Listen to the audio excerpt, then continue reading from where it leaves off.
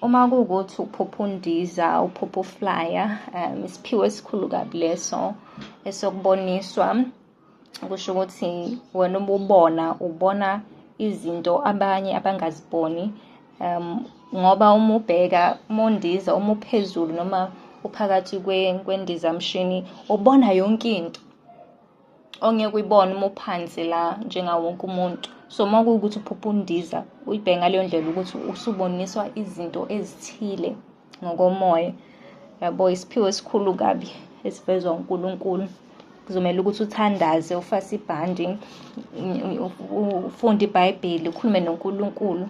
Kubalulekile ukuba nobudlelwano noNkulunkulu ukuthi umuzwe ukuthi uthini.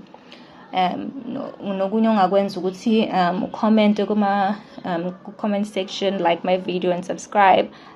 Ungibuze ukuthi iphupho lakho belithini kahle kahle, ezinye izinto eziphakathi kwephupho, yabo, engazichaza.